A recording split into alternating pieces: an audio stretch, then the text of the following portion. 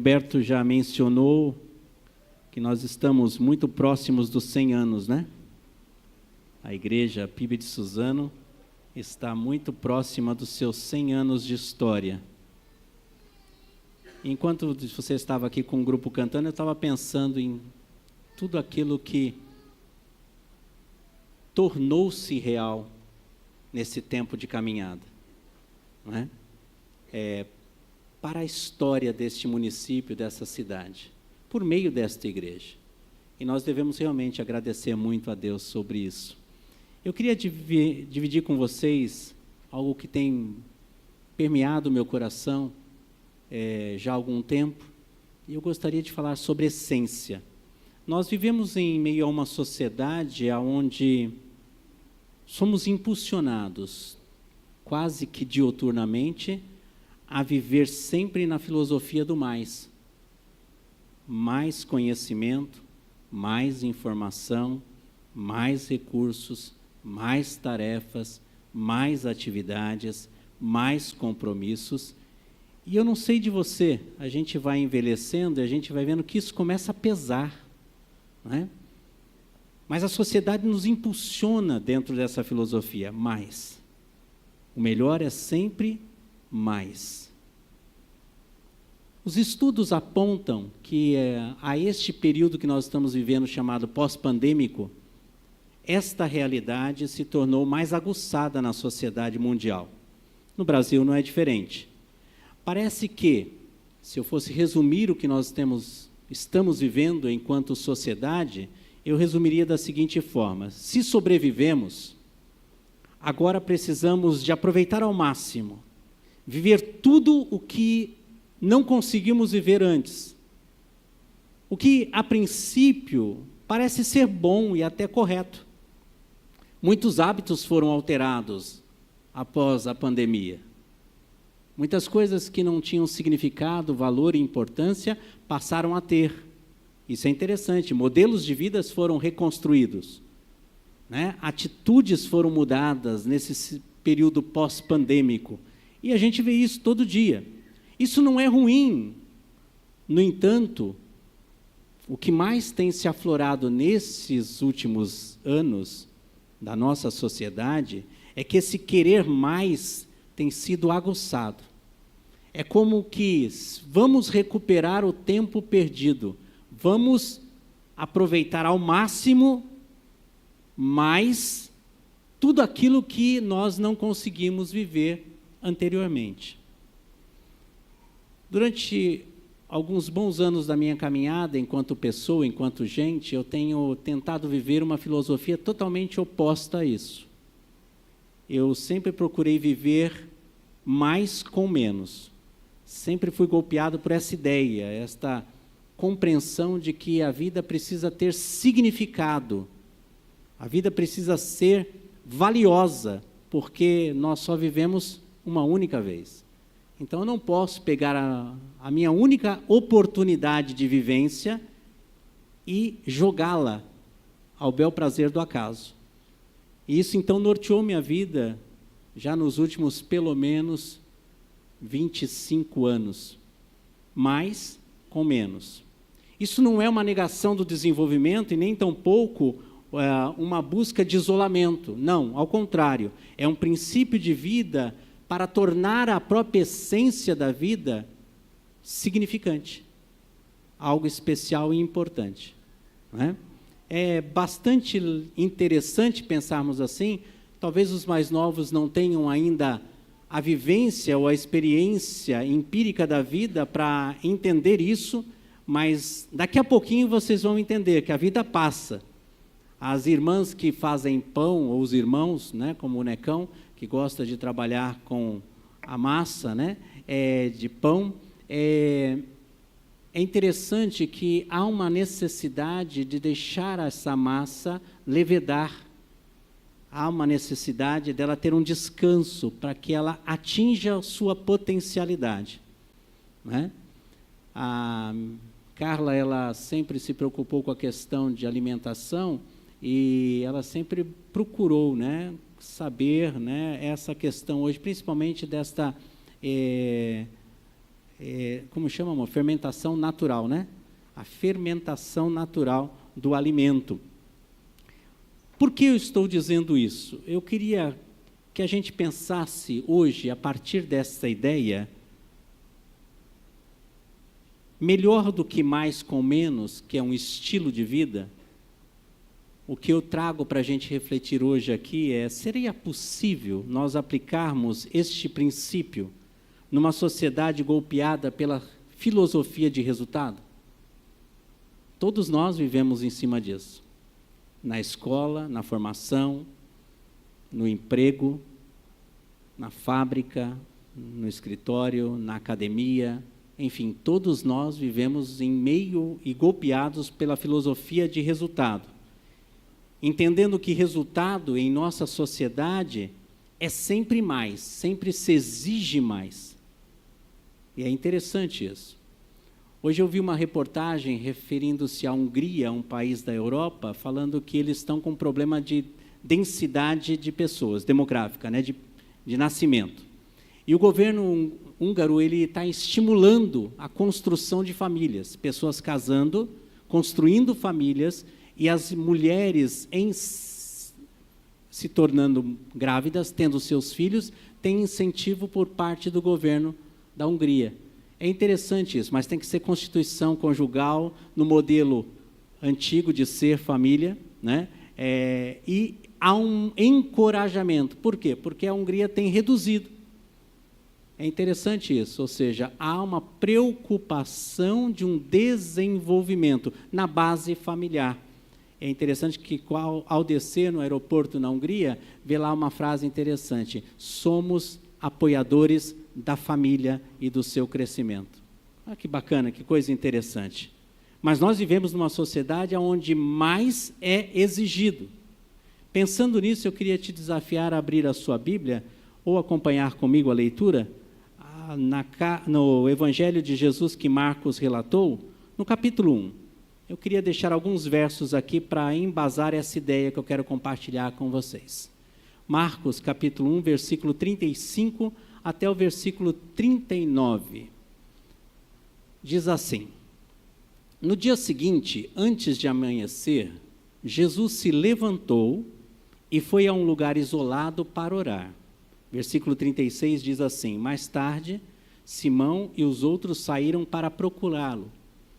Versículo 37 diz: quando, tendo-o encontrado, lhes disseram: todos te buscam. 38, Jesus, porém, lhes disse: vamos a outros lugares, às povoações vizinhas, a fim de que eu pregue também ali, pois para isto é que vim. E o versículo 39 diz assim: então foi por toda a Galileia, pregando nas sinagogas deles e expelindo ou expulsando demônios. Olha que coisa interessante. O que Jesus experimenta enquanto passa por aqui. Volta lá no slide, por gentileza, só para eu poder... Isso. Acho que não vai funcionar. Isso. Eu queria trazer essa proposta para a gente pensar. O mundo pensa, sempre vai em busca do mais. Alguns já adotaram um critério de vida um pouco mais comedido, um pouco mais centrado e pensativo em podemos ter mais com menos. Eu quero trazer uma reflexão, mais é melhor. É o próximo slide, por favor. Menos é melhor, porém melhor. Esse filósofo chinês, Lin Yutang, ele diz o seguinte: a sabedoria da vida consiste em eliminar o que não é essencial. Olha que coisa interessante. A sabedoria da vida é eliminar aquilo que não é essencial. A pergunta é: nós sabemos o que é essencial? Nós temos essa preocupação? Há de alguma forma um foco na nossa vida voltado para aquilo que é essencial? Nós cantamos isso, né, Gil? Primeira essência, né? Essa busca pela essência.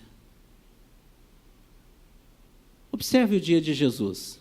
Depois vocês devem ler, se vocês assim desejarem, o início do capítulo 1 de Marcos. Ele teve um dia intenso, um dia de profunda atividade. Inúmeras atividades Jesus experimentou, curando pessoas, libertando pessoas das correntes do mal, atendendo, ouvindo pessoas, um dia intenso. Olhe comigo o versículo 32 do capítulo 1. Ao entardecer, depois que o sol já tinha se posto, trouxeram a Jesus muitos enfermos e possuídos de demônio. Os versículos anteriores diz a atividade de Jesus naquele dia. Chega à tarde, a agenda não parou. A agenda de compromissos estava ali. Jesus estava imbuído, envolvido com várias situações estressantes. Não é fácil. Olha agora o versículo 33. Toda a cidade se reunia à porta da casa. Então Jesus curou muitas pessoas que sofriam de diversas enfermidades e expulsou muitos demônios. Não permitia, porém, que os demônios falassem, pois sabiam quem ele era. Um dia de estresse, não é? Um dia de profunda atividade, é ou não é? Vamos trazer isso para a nossa realidade? Depois de um dia extremamente estressante, de trabalho, de estudos, de atendimentos. Quando chegamos em casa, o que nós queremos fazer? Eu não sei de você, eu quero tomar um banho, muitas vezes não quero nem comer nada devido ao estresse do meu dia, e eu quero dormir. Você se sente assim ou é só coisa de velho? Eu não sei de você, eu estou desse jeito. Ontem eu almocei com a minha esposa, com a minha filha e com meus netos, cheguei em casa, eles estavam todos lá, falei assim, eu preciso resolver um problema meu. Deitei na minha rede e dormi. E só acordei porque eu ouvi meu próprio ronco. Aí eu acordei, tomei um susto, falei, meu Deus, eu dormi mesmo. Há um cansaço. Jesus, ele era 100% homem, 100% Deus e 100% homem. E ele se cansou.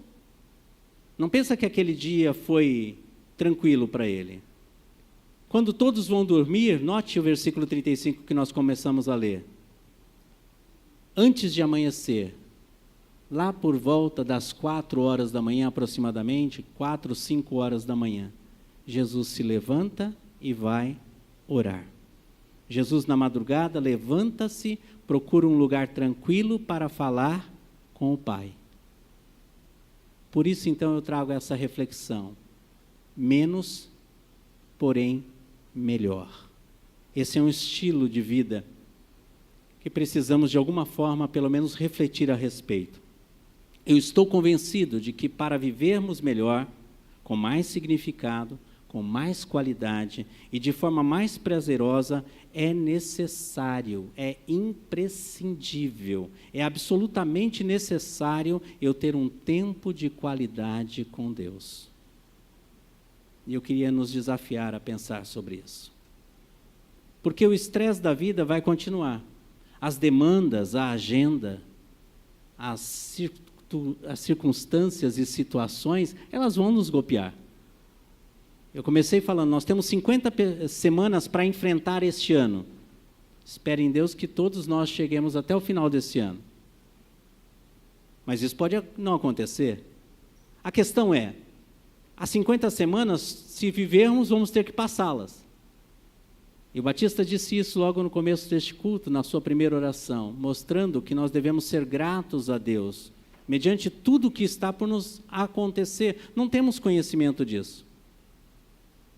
Temos uma agenda muitas vezes apertada. Temos uma agenda que nos toma, que nos estressa, que traz sobre mim e sobre você uma carga, um peso, e que nós vamos ter que responder a esta agenda. De que forma?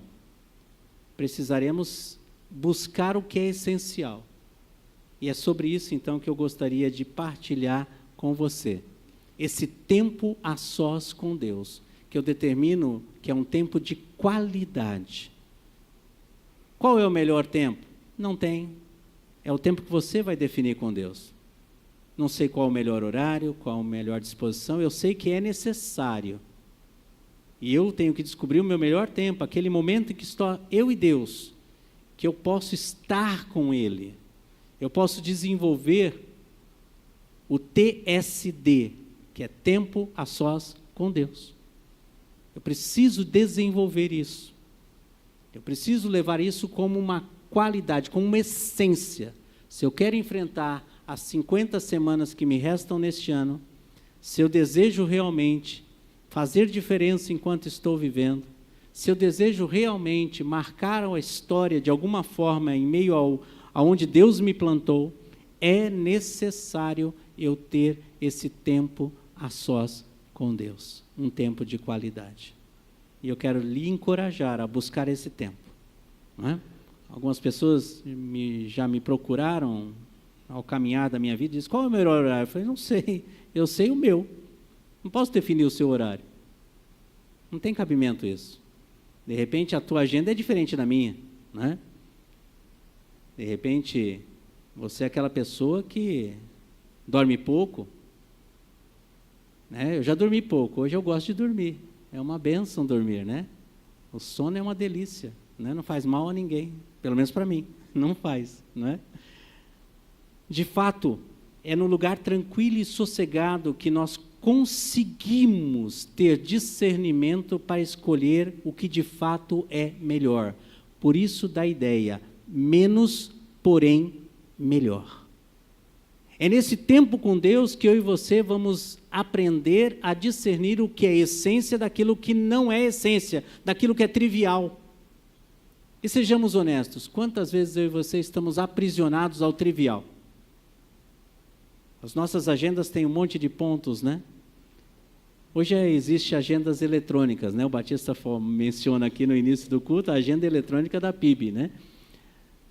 Eu ainda sou arcaico, eu gosto de escrever. Meus compromissos estão anotados na minha agenda, que fica em cima da minha mesa ou lá no meu escritório. Eu tenho lá, eu tenho aqui no celular, né?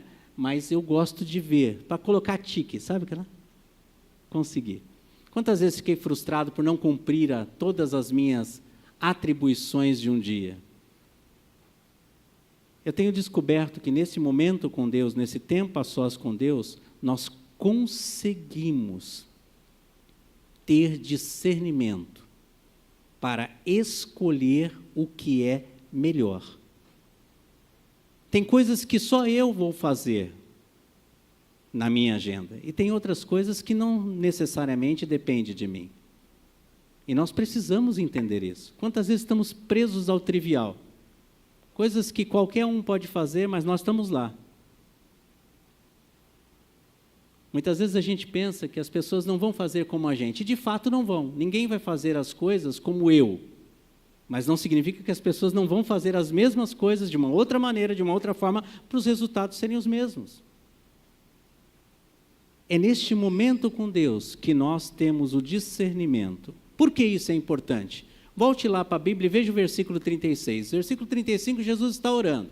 Um dia estressante, cansativo, e ele faz uma escolha. Ele procurou um lugar deserto, um lugar apartado, um lugar tranquilo, e ali ele foi conversar com o Pai. E neste lugar secreto, nesse lugar tranquilo, nesse lugar extremamente isolado, os discípulos o acharam. Olha o versículo 36. Pedro e os demais chegam perto dele e dizem assim, todos te buscam. Olha que situação. Em outras palavras, Pedro estava dizendo, o sol ainda não se pôs, não raiou, e a sua agenda de atendimento já está lotada. Eu não sei de você, mas se eu ouvisse um negócio desse daí, se eu não tivesse tido esse tempo a sós com Deus, eu corria. Porque não é brinquedo. Você imagina, todos te buscam. Isso às 5 horas da manhã? Começar a atender às 5 horas da manhã, até que hora vai isso? Né? Eu já estaria pensando, será que eu vou almoçar hoje? Eu estou de férias lá da minha atividade em São Paulo, né? Eu volto a semana que vem. Eu vou um dia na semana para ver como que está, porque meu retorno é na outra semana. Mas eu já vou para adiantar o expediente para saber quantas encrencas eu tenho para resolver. Então, já falei para minha assistente, falei, vai dirimindo aí minha agenda para eu saber, para não tomar um tranco logo na outra semana. Mas tem dias que eu chego que eu tenho que atender 4, 5 policiais e isso realmente pesa. E aí eu fico a me perguntar, será que eu vou almoçar hoje?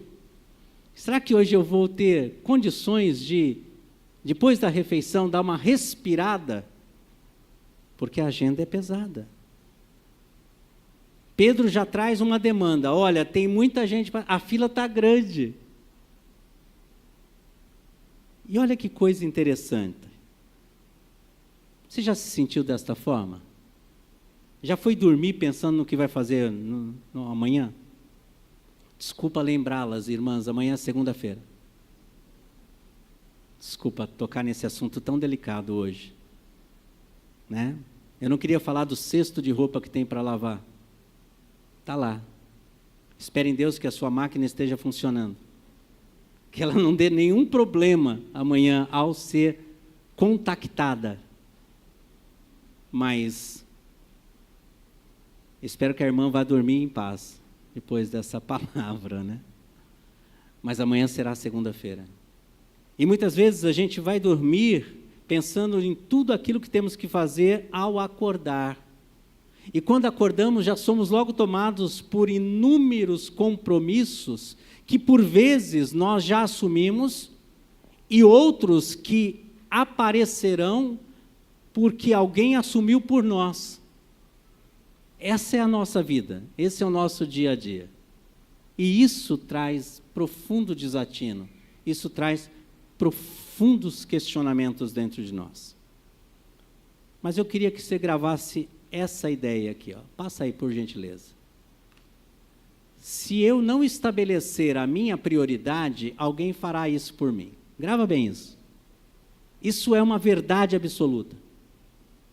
Por isso é importante eu ter um tempo a sós com Deus para discernir o que de fato é essência daquilo que não é essência. Porque isso vai me encorajar, vai me dar condições de dizer não. Palavrinha pequena, né? Mas tão poderosa. Quantos compromissos eu e você assumimos simplesmente pelo fato de nós não sabermos dizer não?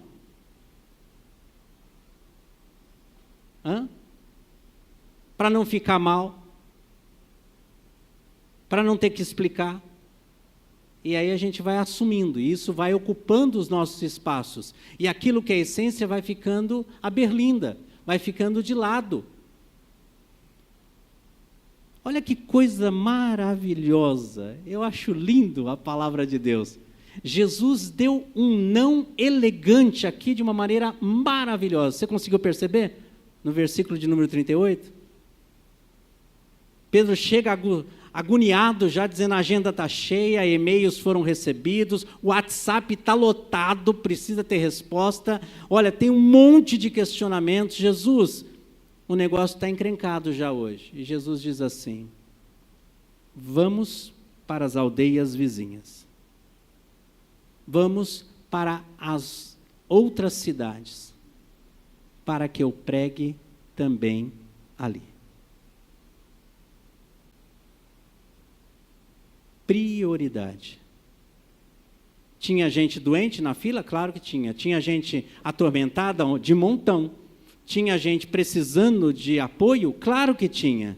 Mas Jesus disse de uma maneira categórica e empírica: vamos para outro lugar, para os povoados vizinhos, para que eu também ali pregue. As demandas da vida não vão terminar, não vão parar. Vale dizer que a cada dia que passa, elas só tendem a aumentar, elas só tendem a crescer. As necessidades, as demandas estarão sempre presentes. A questão é, qual é a prioridade? O que é essencial para mim e para você? Qual é de fato a nossa missão? O que de fato fui chamado a fazer? São questões que precisam ser pensadas e respondidas por nós. Eu creio que este discernimento só é possível através de uma busca sincera e interna em conhecer o plano de Deus para a nossa vida. E isso implica, mais uma vez, na importância de reservarmos um tempo de qualidade com Deus. Sem isso nós não vamos saber, né? Vamos ficar perdidos na existência. tentando responder a todas as demandas, a todas as questões, a tudo que nos vem ao nosso entorno, e achamos que conseguimos. Não, nós estamos gastando um tempo precioso, estamos gastando munição sem alvo. Nós estamos perdendo um tempo. Outra importante informação na nossa peregrinação aqui na Terra é que nós precisamos saber com clareza, passa por favor, qual é a nossa missão. Note, o final da fala de Jesus para Pedro, a resposta de Jesus a Pedro é: vamos para os povoados vizinhos, para as regiões que nos cercam, para que eu pregue também ali, pois para isto é que vim. Jesus tinha clareza na sua missão, o que ele deveria fazer. A questão e a pergunta para mim e para você aqui esta noite é: nós temos essa clareza? Enquanto família, temos clareza? Qual é o papel de cada um de nós?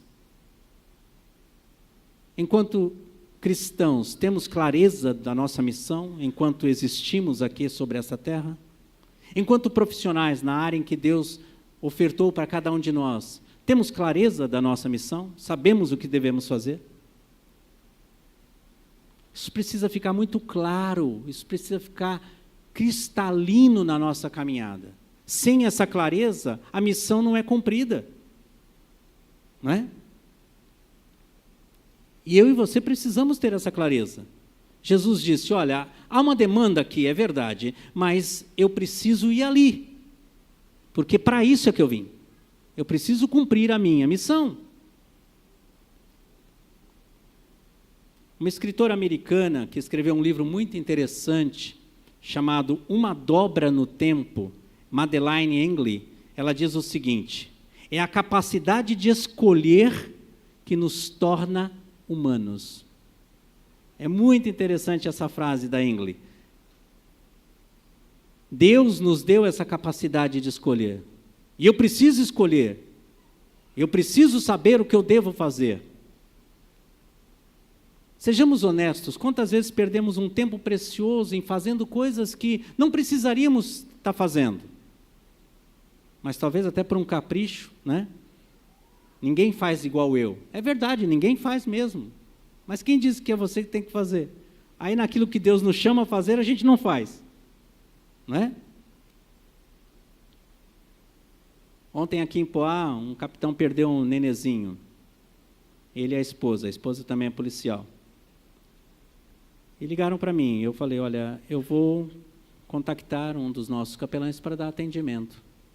E foi difícil, muitos deles estão de férias. E aí eu liguei para uma pessoa e falei assim: você faz esse favor para mim, você vai? Ela disse: o senhor não quer ir? Eu falei: não, você vai, acompanha. Me faz uma gentileza, pega o telefone e depois eu vou fazer o pós, é comigo, não tem problema. Nós não precisamos estar em todos os lugares ao mesmo tempo. Não há necessidade da gente estar.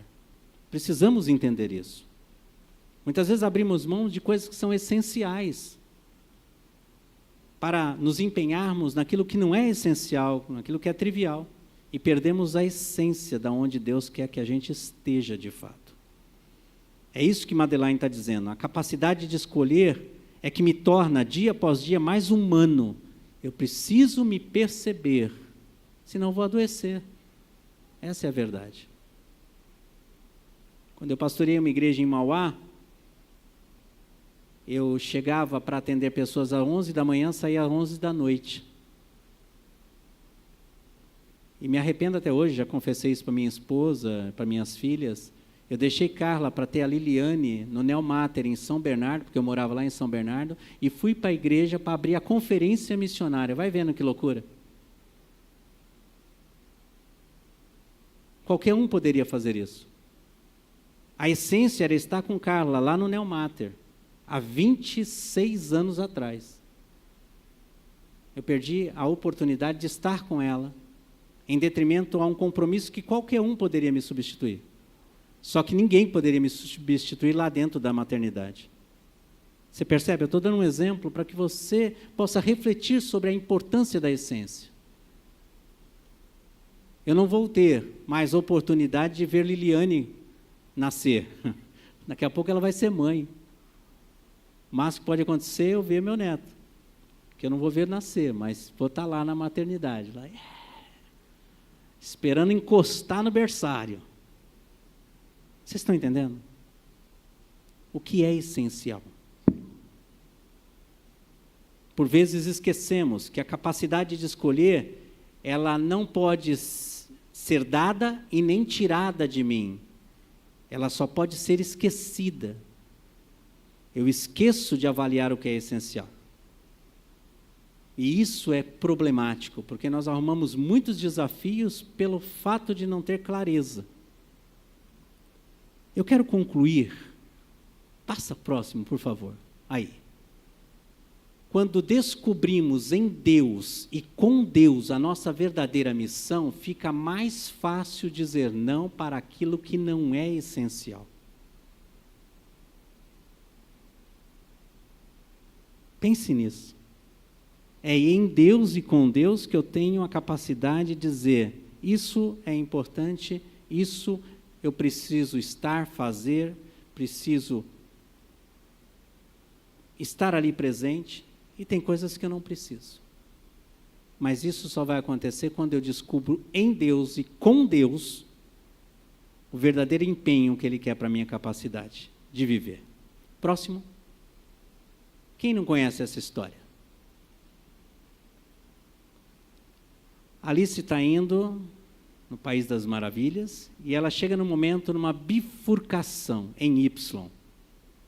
E tem esse gato, que esse gato é muito legal, porque ele daqui a pouco some e só fica o sorrisão, já viu? No desenho, é muito legal. Eu gosto desse gatinho, né? E esse diálogo que ela faz com esse gato me chama muita atenção, porque ela chega nessa bifurcação e ela vê o gato, ela identifica-se ali com esse gato, e ela pergunta para o gato: qual caminho devo seguir? E o gato, então, ele olha para ela e diz: para onde você quer ir? E a resposta da Alice é: não sei. E a resposta do gato é mais hilária ainda, diz: se você não sabe para onde ir, qualquer caminho serve. Por vezes nós fazemos assim com a vida. Não sabemos onde devemos ir. Não temos clareza na missão. Temos uma dificuldade monstruosa em dizer não, para não ficar mal na fita, para o nosso ibope não cair, ou para a gente não ter dificuldade de relacionamento. E até muitas vezes isso envolve a nossa aceitação. E aí a gente fica como a Alice. Aí tem que vir um gato para dizer o seguinte: para onde você está indo? Eu preciso saber aonde eu estou indo. Sem dúvida, todos nós, sem exceção, chegaremos inúmeras vezes na nossa trajetória existencial, nas bifurcações da vida, onde precisaremos ter ciência e clareza da onde nós estamos e para onde nós estamos indo. Isso vai definir como vamos caminhar. Para Jesus, depois de um dia estressante, ele foi buscar em Deus o Pai o direcionamento. Os discípulos vieram e dizem: a agenda está cheia, os compromissos estão aí. E ele disse: vamos para as aldeias vizinhas, pois eu preciso pregar ali, porque esta é a minha missão. Essência. A nossa maior prioridade é proteger a capacidade que cada um de nós temos em priorizar. Vou repetir. A nossa maior prioridade é proteger a nossa capacidade de priorizar. Para Jesus era importante alcançar outras vidas, outros povoados, e ele o fez. Qual é a prioridade para você? O que Deus tem falado com você? Se você não tem reservado um tempo a sós com Deus, comece a fazê-lo. Aproveite esse ano. Tempo a sós com Deus.